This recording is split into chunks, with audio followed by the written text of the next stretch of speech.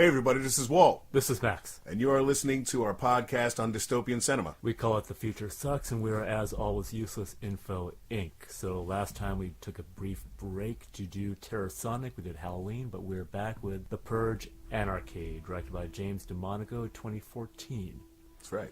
All right, so let's start out with a little synopsis, Walt. Well, this is a sequel to The Purge. It is a sequel to The Purge, which I never saw. Okay. So the original one, it just takes place in a house, right? Right, with Ethan Hawke and Lena Headey? Or is it Headley? Headey? Headey? Is it? The one from... Dread okay. and 300. Okay. I can never pronounce her last name. Is it? I think it's Headey. Headey? Headey? See, that's what I'm saying. But there's no L in it, right? There's no L. I don't know. Okay. Wait a minute. We got to look that up. Oh, Queen yeah. Cersei. We really did our research on this one. Okay, so in this one, it is 2023. Right. Unemployment, poverty, and the crime rate are all low thanks to the Purge. And what is annual the Purge? Purge. What is the annual Purge? Basically, all crime is permitted, not outlawed, with certain restrictions. And there's no police involvement. No punishment for 12 hours. For 12 hours, from 7 p.m. to 7 a.m., right? Right. Okay. So we meet three groups of people, and we kind of follow them through the course of the night. First, it's Ava, a waitress, and her daughter, Callie, right? Right. And next, we've got kind of a middle-class couple, Shane and Liz. Right. And the third one is the mysterious sergeant. Right. Who has amassed weapons, and he's setting out on some mysterious mission that we don't know about yet, right? There's no chance these three are going to meet up at any point during the course of the movie. That's right? what you thought. I was hoping it was going to be like vignettes, but But of course, it's a little predictable that they're all going to band together in ensemble. And so during the night, we've got these mysterious fleets of trucks going around. Right. Right? Just kind of massacring people. Right, right. And kidnapping people. Kidnapping people, yeah. And one of these trucks unleashes this small group of just soldiers who assault the apartment building where Ava and Kelly are living, and they kidnap them. Right. Right? And they're out in the street. The sergeant rolls up, and he makes the crucial decision that basically changes the course of the movie, where he decides he's going to intervene to save them. And interrupts his mission. Exactly, yeah. At the same time, Shane and Liz show up and join the party. Right. Because they just sort of get in the car. To hide, because they're being chased by another group of purgers. Yeah, their car was sabotaged. Yeah. Yeah, because they stop at a grocery store, and then this van of purgers with crazy masks on, like they're in Slipknot or whatever the hell, sabotage their car. Yeah. And they wind up stranded, and they're following them in this big white van. Yeah. And they kind of terrorize them. They go on the run from these purgers. Yeah. So we've got all 5 characters in the car together, right? Right. And at some point, the car breaks down, of course. Of course. Because that has to happen. But Ava tells the sergeant about a friend who lives nearby who has a car that he can use so he can continue on his mission in exchange for him protecting them. Getting them to her friend's apartment. Yeah. While on foot, they come across one of the trucks, and it's been attacked. And they find some high-tech equipment that shows that the men in the trucks are targeting poor neighborhoods. Right. There's some conspiracy going on. They have all kinds of cameras set up everywhere, too, to track people. Yeah. They show up at the friend Tanya's kind of nicely appointed high-rise apartment, and they find a party going on. There's a purge party. It's a thing that people do. Right. They're having wine, cheese, whatever. But the purge comes into even this space when Tanya's friend kills her for having an affair with her husband. Right. Which is supposed to be a big twist, but you kind of smelled something coming. Yeah, I mean, we'll get into that later. But you see some tensions there, yeah. So the group escapes from the situation, only to be captured by this group of thugs, the ones who were originally tracking Shane and Liz. Right. And they're not in it to purge themselves. They are in it for the money. For the money. They're delivering, kidnap, Yeah. So they end up at this we find out how rich people purge, basically. Right, yeah. Show up at this auction where rich people are bidding for the pleasure of killing people, Yeah. Seems like and they have this weird, like, murder maze funhouse thing going on. Yeah. Is this what the Koch brothers do? Right. Yeah, it was some wild-ass shit there. Yeah. So our group are basically being hunted in the dark by people with night vision goggles. Right. They have every advantage. Yeah, but we've got the sergeant on our side. Right. So he goes into straight-up kick-ass mode. Yeah. And this kind of guerrilla group of revolutionaries led by a guy named Carmelo show up, and they shoot the place up. So that they were also interrupting the feeds, the founding forefather feeds for the Purge. So they're kind of revolutionaries. Now, do they show up in the later movies? I believe so. That would make sense. I've only seen the first 2. It seems like they play a small part in this movie, but it seems like they're being set up to be like a larger force. It's a bigger part in the next, which is election year. Right. Okay. Did you see that one? No, I've only read the synopsis. I haven't seen Election Year. Okay. Yeah, After I yeah. saw Anarchy, I have to admit I kind of stopped. Yeah. Yeah, but we'll get into that. Yeah, We'll we'll get get into into that. Yeah, yeah. So in this situation, Shane ends up dead, and Liz decides that she's gonna Join the purge. revolution, yeah. Yeah. So Sergeant, Ava, and Callie get away in a car. The sergeant takes them to a nice suburban home, and he says that the guy who lives there killed the sergeant's son while drunk driving. And Right. The sergeant is here to take revenge. This is what he's been planning all along. Vigilante mission. Yeah, but he decides to not do it, right? Yeah, but you don't see that on camera. You don't see that. You just see him come out. He's really freaking out. He really wants to shoot this guy so bad. Yeah. And, his wife is begging him not to. Mm-hmm. But it's a very intense scene. Yeah. Probably the only really intense scenes in the film that's personal, Yeah. But he's been followed there by a guy named Big Daddy. Who's the guy with the trucks. Yeah, he's kind Yeah. of some militia leader. We don't know if he's really part of the government, but it seems like he's at least sanctioned by the government. Yeah. Because he's got this whole operation. Right. He's got a team of guys. So he's there because his job is to help out the Purge's goal of murdering poor people. Right. And because Sergeant has helped out some poor people, Sergeant is now on his list. Exactly. Right? Yeah. Okay. Yeah, but it took you a minute to figure that out, right? Yeah, it's a little Convoluted. Yeah, because if he needs to kill poor people, why doesn't he just keep doing that Right. instead of tracking down this guy who's helped out a couple of poor people? Right. Like, but then it you just- won't have the movie. So that's, exactly. they have to have then you some don't sort have of twist the in there. confrontation between the protagonist and the antagonist at the end. Right. Just And he how would give up movies chasing work. them. Yeah. So, yeah. So Big Daddy is killed by the drunk driver guy whose life Sergeant spared. Right. And Yeah, he Big comes Da- out of the house and shoots him in the head. Yeah, Big Daddy soldiers close in just as the alarm sounds. Purge is over. Right. Yeah. Yep. Okay. Yep. I think that pretty much wraps it up. So I have a question. I think we have many questions. Okay, my first question is, how does the Purge keep crime low? Right. Because you've got all these guys who are heavily armed. Right. You're telling me they only use those guns one night a year? Exactly. Seriously? They just keep those guns around for that one night? There's no other crime during the rest of the year, supposedly. Right? Yeah. Like How does that yeah, work? usually people commit crime because they want money, and Right. there are poor people in the society. Right. Even though Right. people are trying to kill them off, Right. there's still a lot of them around. Of course. Yeah, so that part I don't quite get. It's a loose premise. It really is a loose premise. Yeah. Now, in an interview with James DeMonico, his idea, he got the original idea for this from the Katrina disaster. Oh, okay. He had the impression that basically the government just left all these poor people to fend for themselves and kind of wipe each other out. I Okay. mean, not officially, of course. Right. He thought, well, wouldn't it be interesting if the government actually came up with this as an official policy? Right. That's kind of where the whole thing came from. I will admit, reading the synopsis on paper and all that, it seems like a great story. Just for me, the execution. It's a cool premise. Yeah, it is a cool premise. Well, did you- for a dystopian film? Did you feel the execution was any better in the first movie? Not entirely, no. Okay. No, it's What- more isolated. Well, if you had to choose, which one do you like better? Which one do you think is a better that's movie? That's not saying too much, in my Yeah. opinion. Okay. I do like Ethan Hawke, and I do like Lena Headley. Sorry, Headley, yeah. Do like them. They're great actors in it. But and I like aspects of the first. Okay. Like I said, the isolation, because it all takes place in their home. Yeah, okay. Which, by the way, when the studio saw the dailies for the movie, it was supposed to at one point take place outside of the Sandins' home. I believe the name of the family is Sandin. Mm-hmm. They weren't liking the dailies so much, so they cut their budget. Okay. So the rest of the movie basically just took place in their home. They had to change the movie around a little bit. Sure, okay.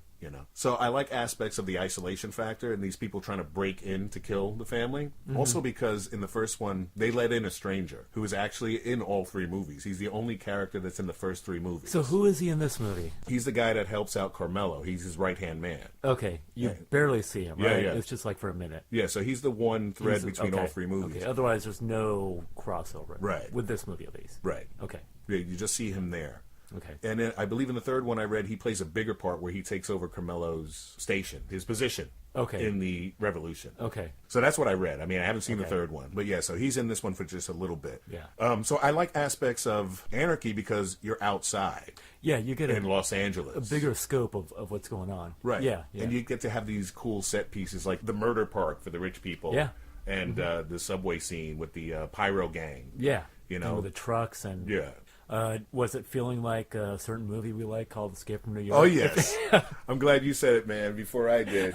But So- especially the sewer scene. So James DeMonaco. Oh, and a little Road Warrior, too, maybe. Yeah, he wrote the screenplay for the remake of Assault on Precinct 13. Oh, really? I don't know that he is a John Carpenter fan, but I wouldn't be surprised at all. Well, you can see with the way some of the shots are framed. Yeah. Some of the lighting. Yeah, the basic idea of Yeah. a city run amok and these characters have to survive. Right, the You've night. got this one badass former soldier who's right. on a personal mission, and he eventually starts helping people. Right. And the whole political ramifications, because that's True. on there as well, True. because that's the Carpenter thing. It feels like he's trying to... I've read some interviews by him, and he's never mentioned that. Maybe he doesn't want to get in trouble. It's possible. Yeah, I don't know. You know? I mean, yeah, but I would be really surprised if you were not familiar with Carpenter's works. Right. Because it feels like he's playing in that sandbox. Right. Yeah. Well, what's the other movie that we talked about when we reviewed Escape from New York? John Carpenter went to Oh, yeah, it was that, It took place on a space prison with Guy Pearce. Guy Pearce, lockdown, something like that. with lock, right? Yeah. Lock up, lock down. Yeah, There's too many of them. yeah. But it took place on a space station or whatever it Yeah. was, a space prison. Yeah, same prison. And Premise. Same right, prison, yeah. premise. It was the premise of the thing. The penis mightier. Ooh, there's a joke in there. Yeah, so he sued and won because basically Luc Besson was a producer on it, I Yeah, believe. and it happened. And he did cop to it. He said, "Yeah, we were influenced by it." He said, "Oh, gotcha, yeah. gotcha, man." So maybe if he said the same thing, who knows? He might go after him. It's copyright laws are different in France. That was one thing. Oh, all It's right. the French court, Yeah. I believe. Yeah. Okay. Yeah. I mean, it Maybe. is very influenced by a lot of films that we talk about. Okay, name some other Dystopian. ones. Yeah. Like I said, Road Warrior, has that aspect to it. With the way the characters look. Yeah. These outlandish characters, these Yeah. outlandish costumes and masks. And like you said, where the hell did they get all these weapons? How are they buying them? Are they making them? Yeah. So, that future aspect to, some of the weaponry. Any escape movie ever made, Yeah. it's really influenced by that. Like you said, so many action films with the one badass helping out a small group of people. So, I mean, there's just so many that you can't even mention all of Am them. I remembering correctly that there's a bunch of guys in a school bus at one point? Oh, well, there you go, the Warriors. Which is the Warriors, right? right? The Turnbull And ACs. that shows up in which other movie? That Was it we've done. Doomsday? Doomsday, right? I believe it was Doomsday. So how does that work? So a bunch of guys get together, right? Right. And they're like, "Well, we need a vehicle. We can't all fit in a car. We got to get a school bus. We need a bus. Right. But wouldn't it be cool if we got a school bus? Right. 'Cause- Well, maybe one of them drives it during the day. That's his job. The rest of the year, he Yeah. drives a school bus. He's like, "Hey, I got it. I got a school bus, man.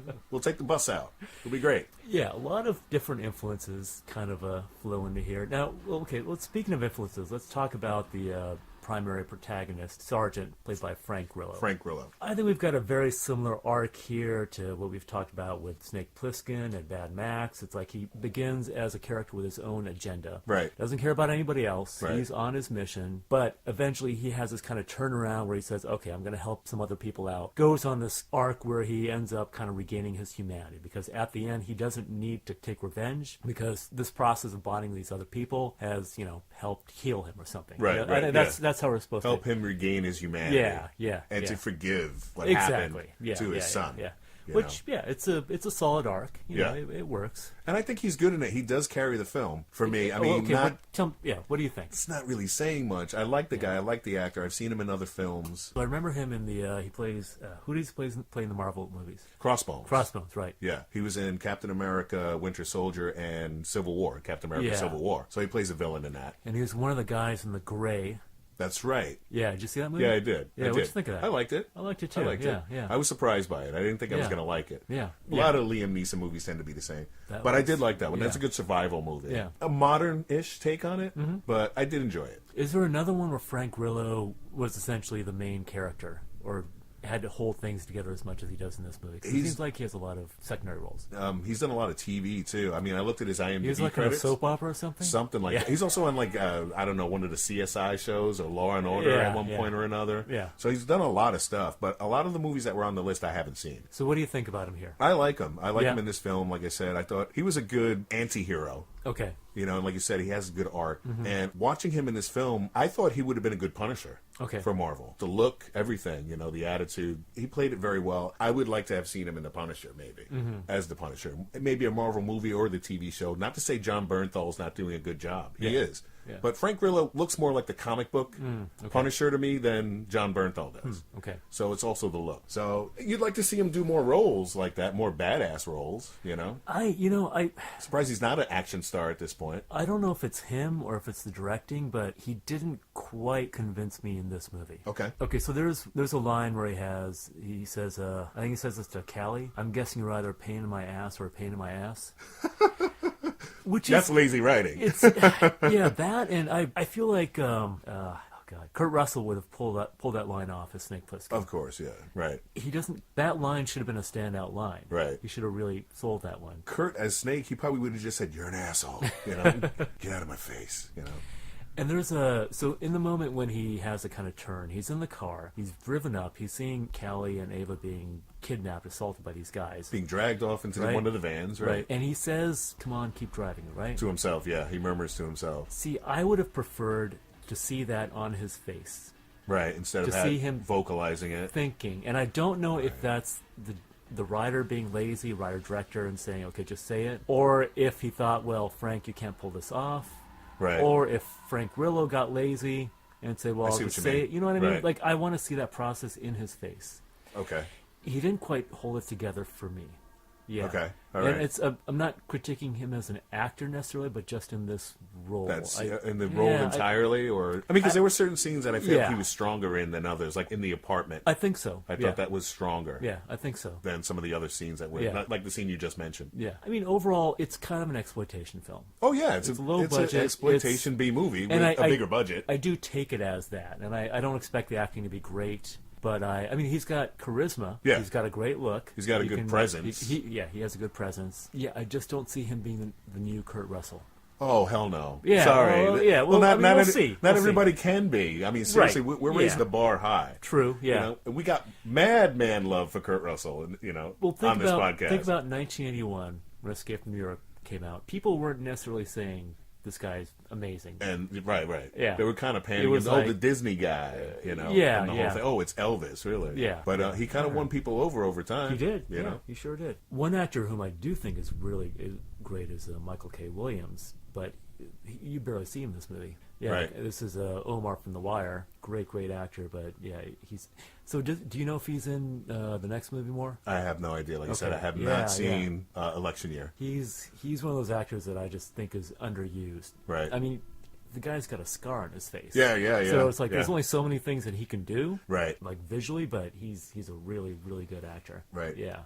Oh yeah, the one last thing I got to say about Kurt Russell is now he's playing Santa Claus. Yeah. On a Netflix that's show. Interesting. Yeah. The guy's all over the place. Yeah. He should play Santa Claus as Snake Plissken. Snake Plissken Santa Claus. That would be insane. Right? Yeah. I'd love to see that. Yeah. With the eye patch and everything. Oh yeah. Guns. There are a lot of just kind of interesting bits of subtext and stuff in this movie. And from what I've read in the interviews with James DeMonico, this is all intentional on his part. He talks about something that Martin Scorsese talked about, which is that in like the 30s, 40s, 50s, a lot of directors were tied to studios. They had to make genre movies like westerns and crime movies and stuff, right. even though they didn't necessarily want to. Right. So they would make these cheapy movies, but they would bring in their own philosophical and political ideas. Right. Into the movie. Like we've talked about, yes. Yeah. So this is something that he intentionally wanted to do with this movie. Just the whole idea of kind of a fascist society, the new founding fathers. Right. And their whole idea is like, we're going to clear out all the poor people by enacting this purge thing. Right. And even during that, though, you see snippets of poor people turning against each other. Yeah. Like the whole thing with the super in Ava's building. Yeah. Gets all like fucking he wants to rape her now. There is an interesting moment of just toxic masculinity. Oh yeah. When she's walking home, that whole scene. Yeah. Where guys are saying, "Hey, you need protection tonight," and this and that, and the whole night. Yeah. I mean, women have to deal with that on a daily basis as it is. Now imagine during some bullshit future where the purge is a real thing. Yeah. Forget about it. Yeah. I mean, I'd have to have guns and shit in my home to protect, my wife or my family. Yeah. Period. Mm-hmm. Yeah. Even if you don't want to be a killer during the purge, it seems like you have to be ready Exactly. to be a killer. Yeah. To be a murderer. Yeah. You know? There's that moment when he's going to rape them, and he says, "This is my right, right, granted to me by the new founding." Yeah, they all say that about really, it's the saying. Yeah. With the purge, like it's almost a self-affirmation thing that what I'm doing is not wrong. Exactly. Yeah, And that's scary. Yeah, it's that. Yeah, That's psycho. yeah, that's just hyper aggressive masculine thing. Yeah. And it's interesting that he had this in this movie, 4 years ago, and it's I it's think a that. catchword now. Yeah, exactly. Yeah. I'm glad. It's smart that he put it in because, of course, you would see these pockets of mayhem and hence the title Anarchy. Yeah. And the whole thing with Ava and Ava's father. Oh man, yeah. Where he gives himself up to these rich people, and they Yeah. have that one scene where they're just circling him. They stand around him. They're just going to knife him to Yeah. death or whatever the hell it was. Yeah. And so basically he sells himself so his daughters can have, I think it's something ridiculous, like $100,000. Something like that. Yeah. So they get to kill him and his daughters walk away with $100,000, Yeah. losing their family member. That's Yeah, yeah, insane. yeah. There's no money in the world, Absolutely. So, Ugh.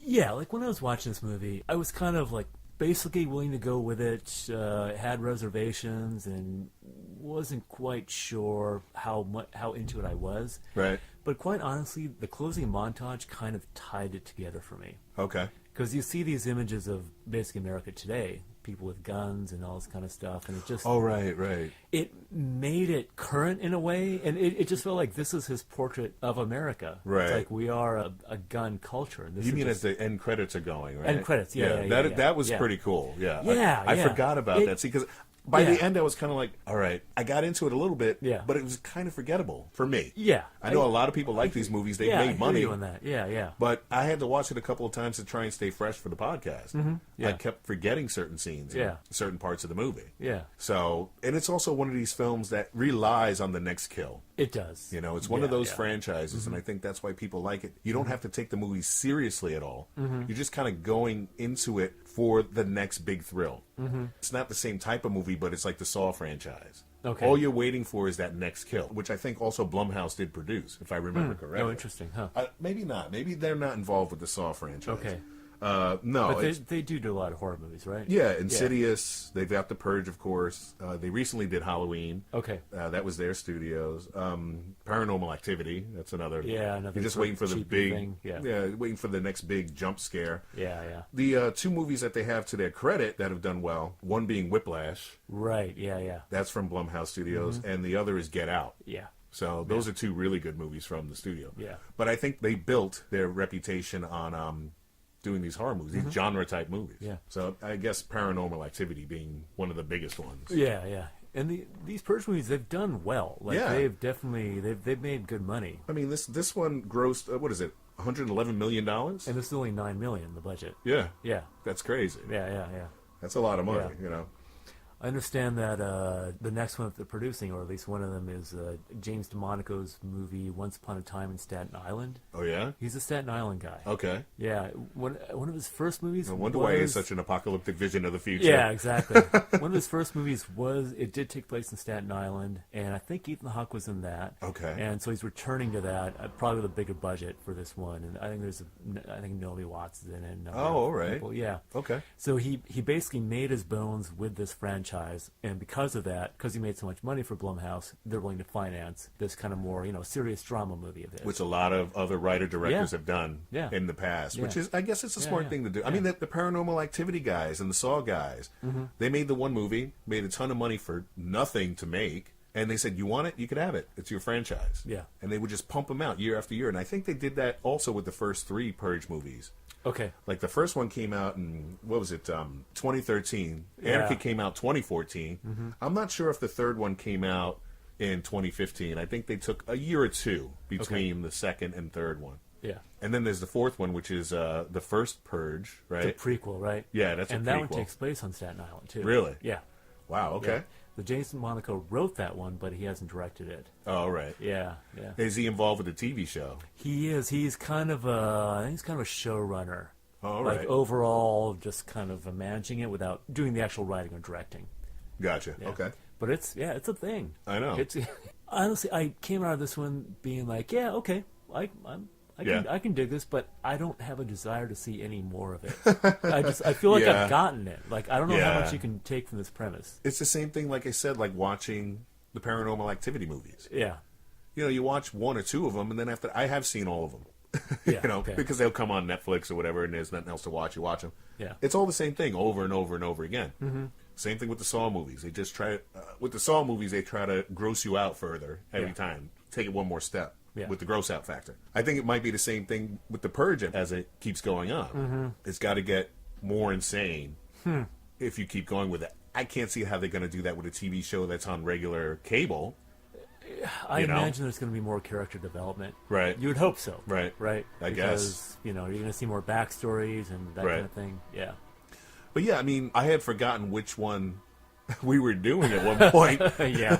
When we talked about doing the Purge, I was like, wait, which one? I remember I had to call you up. We're doing Anarchy, right? Yeah. I had thought about doing Election Year because that one got a lot of notice. Yeah, because of the political. Exactly. I mean, it's in the title, too. Yeah. And this one kind of leans into that, sets up groundwork for the third one. Yeah. But I don't know. Yeah. Okay. Yeah. All right, let's I'm move not a big on. fan of the franchise. I'm not either. Yeah. I feel one and done with this one, quite honestly. Now we come to a section that I like to call Max's Bits! Yeah. So, what is the date of this Purge?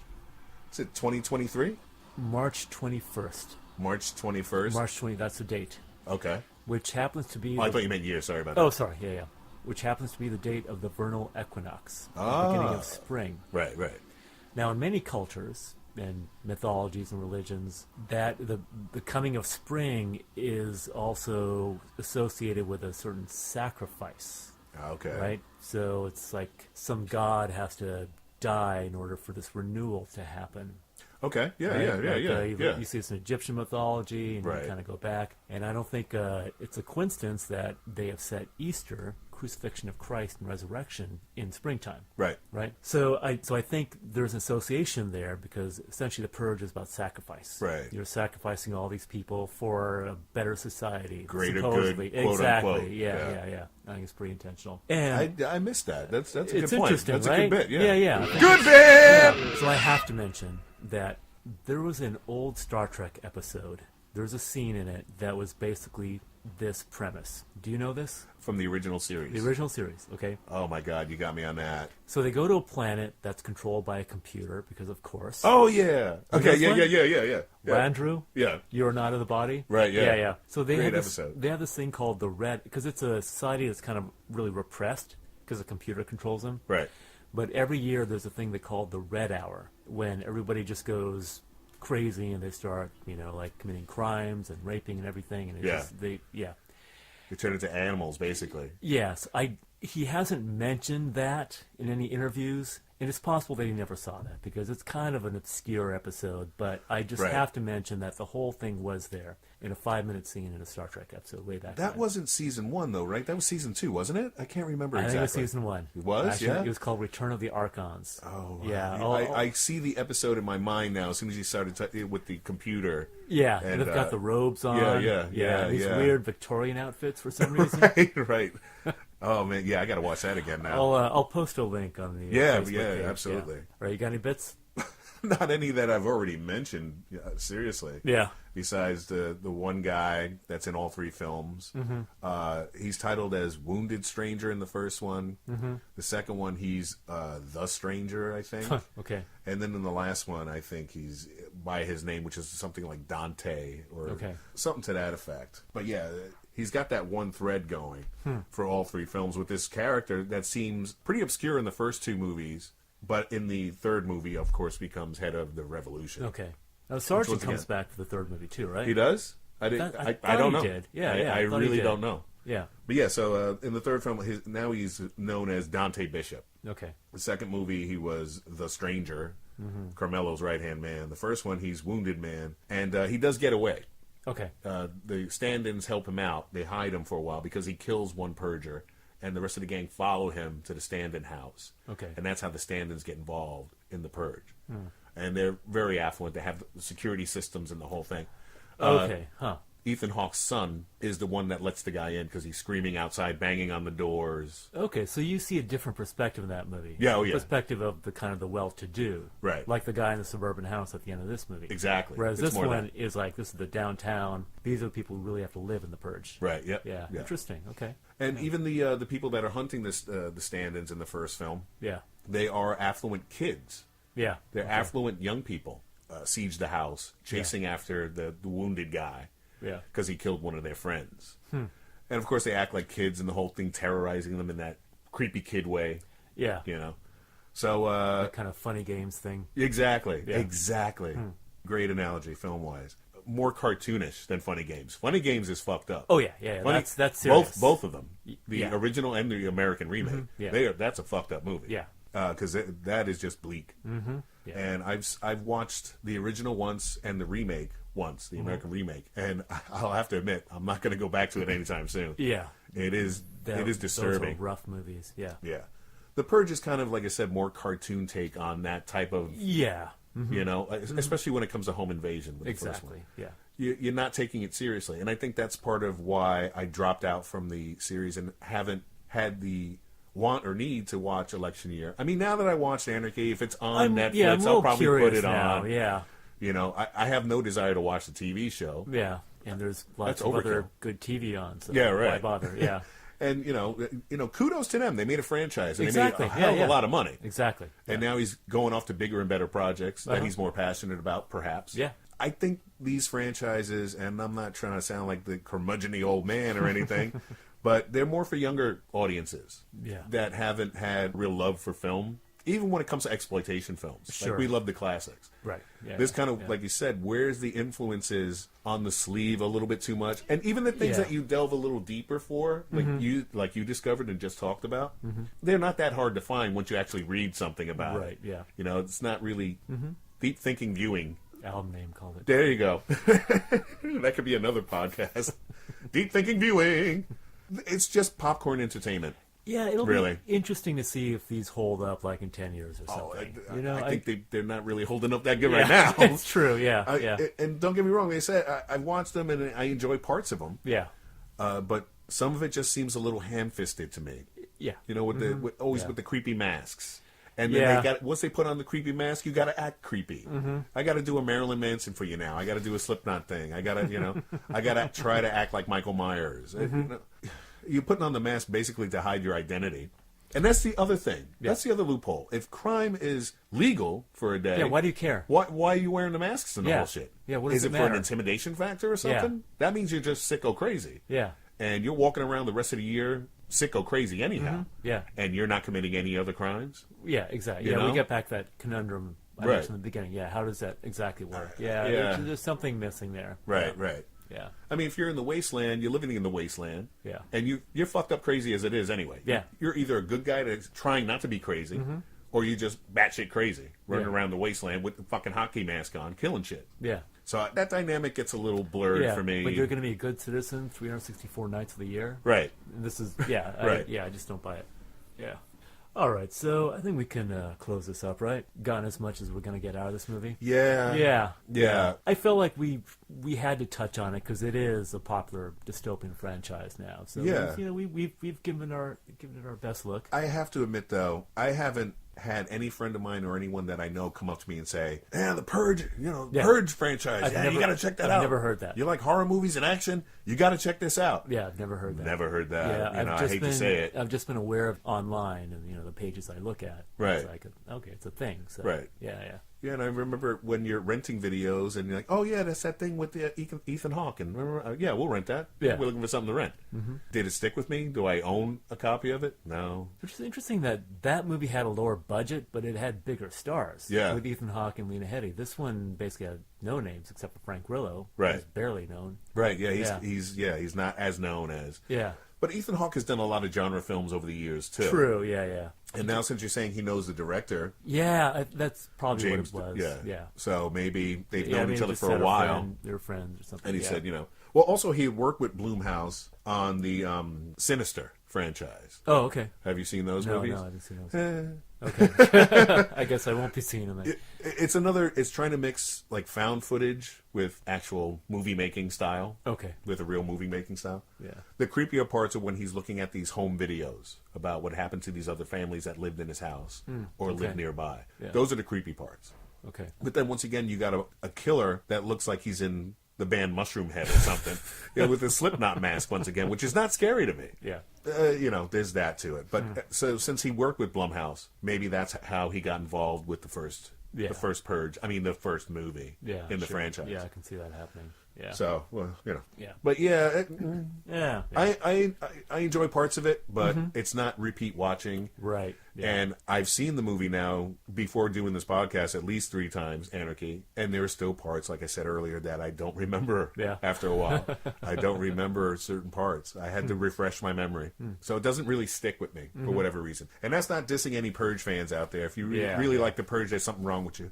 But to each their own. Yeah. And what have you. But ultimately, what do you think? Yeah, that's I did feel that the ending kind of it tied things together. But that's the end credits. That's that's a true, but that's kind of a fucked up thing to say about a movie. Yeah, when it was ending, I thought it was good. It tied everything together. Well, it's more like sometimes I watch a movie and I'm watching it and I'm like, okay, I don't know, whatever. Yeah. And then, but something happens at the end that it puts everything that came before in context and everything makes it clicks. feel, yeah. It's kind of like that, and then the opposite happens, which is like I'll be watching a movie and I'm getting into it, and I'm like, oh, this is cool, but then they just blow it at the ending, like they don't stick the landing, right? And then everything that came before just feels like bullshit. Not, you know what I mean? Yeah. Or the ending that makes you go, what? Yeah. I've seen many movies like that. You forget that you even enjoyed anything about the movie, right? Whereas this, I had kind of the opposite experience about it. Yeah, it is as kind of like a grade B exploitation, low budget film. I think it's better than a lot of the shit that's out there, and I do appreciate what the director was trying to do. I feel like he was committed to this vision. Yeah, and yeah. It's not going to be a classic for me, but right. Well, that being said, Max, I wonder if he had more money for this, if he would have made a better film. Well, I think the budgets have increased. Yeah, like the next one has more money behind it. So right. So maybe the third one is better. I don't know. Maybe. Yeah, but everybody maybe. keeps saying the second one's supposed to be the best in the franchise. And that's what still, that's what I heard, yeah. It's supposed to be like 50-50 or something like that. Yeah. With this movie when it comes to critics. I know it opened to mixed reviews, but certain critics did like it better than the first film. Yeah. Just because it opens up the landscape, the world, and get to see what's going on outside during the Purge. Yeah. And how anarchy. Yeah. So, I don't know. Yeah. I wish I had more to say about it. No. I think we're done. Oh, do you want to do your metal moment? Oh yeah, metal moment. Okay. Metal moment! I think we had talked about. I'm torn between the rich people murder world thing and the pyro gang in the subway. Okay. Now that I'm saying it out loud, I'll go with the pyro gang. Some chunky metal riff going to that while they're chasing them in the subway with the flamethrowers and everything, as they're running away. Okay. Something great by Ministry or Megadeth would be awesome right there. Yeah. For me, Okay. And you? I think when Big Daddy had that big mounted machine gun. Oh, yeah. They were just going at it. Right. And it looked like he was wearing like a butcher's outfit or something. He was, yeah.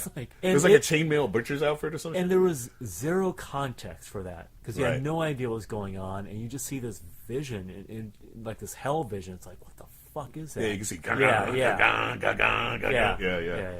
And all the shells falling. Of course, you got to film that in slow motion. Ding, ding, ding, ding, Yeah. ding, he's got a lot of sweeping up to do after that. Yeah. Yeah. Can you imagine the morning after, like the cleanup crews? I know. After the Purge? Yeah, like they're just like dragging bodies off the streets and shit. It would be horrible. Yeah, absolutely. Yeah, you want that job. Yeah. Ugh. Yeah. All right. So our next bit of business, we've got to do the coin toss. Okay. So you have the ceremonial coin. And we have this ceremonial coin. Who's tossing this time? We got to keep track of that. I know. I don't remember. Yeah. Who tossed It's last. not like we can just listen to last podcast or anything. Yeah, right. I mean, it doesn't matter too much. Doesn't matter. You mind if I toss? Yeah, you go toss. Okay. There's a joke in there somewhere. Tails. It is heads. Okay. It's your Holy choice. shit, I did not expect to win. Well, you have a 50-50 chance, right? Yeah, but my luck is always bad. All right. Okay, it's all you. You know what? I'm thinking, once again, let's go for a more modern dystopian film. Okay. We already did Road Warrior. Let's go for Fury Road. Wow. Okay. Mad Max Fury Road. Okay. All right. I think we'll have a lot to say. I think so. And I want to redeem myself a little bit from this podcast with The Purge. Why? What do you mean? I didn't like it so much, so I felt like I didn't have so much to say. I think you can learn a lot when a movie isn't quite that effective. Yeah, it's true. Instead of just saying it sucked. I didn't really just say that, but...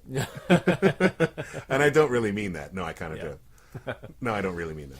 We should mention that we have also kind of launched a new horror kind of podcast, Terrasonic. So we might be kind of switching off. On and off between dystopian and so horror. At this point, we're not sure if this is the next one if we'll do Future Sucks next or Terrasonic next. We'll see how it goes. But certainly if you are big fans of the Future Sucks, let us know, because that will naturally compel us to do more of the Future Sucks. Of course. So yeah, it's all audience response here. Yeah, and if you have a suggestion for a horror film, let us know. Yeah. Comment. Yeah, let we're us still know. kind of working out the format of that. Yeah. You might be able to help us come up with something. Exactly. Yeah, please let us know. Yeah. Okay. Thank you, people. I'm Walt. And I am Max, and I just want to briefly mention that we are on WordPress, we are on YouTube, we are on Google Play and iTunes, and we have a Facebook page now, and Twitter, so plenty of ways that you can connect with us. Plenty of ways. Please do it. Yes. Don't make us beg. It's not a pretty sight. Okay. Thank you. Take care. The future sucks. Future sucks. Make today count. All right.